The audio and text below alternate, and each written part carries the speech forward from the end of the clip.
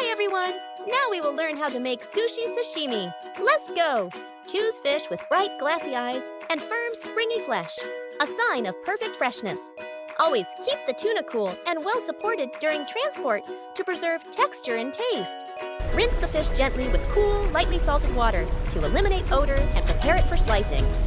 Use an ultra-sharp blade and precise, clean cuts to retain the natural beauty of the meat. Examine each slice carefully. Remove any bruised or uneven pieces for a flawless dish. Add thin sliced vegetables, herbs, and flowers to bring freshness, color, and subtle aroma. Blend rice vinegar, sugar, and salt while the rice is warm for perfect flavor and shine. Mold each rice bite gently but firmly. Uniform size creates balance in every bite.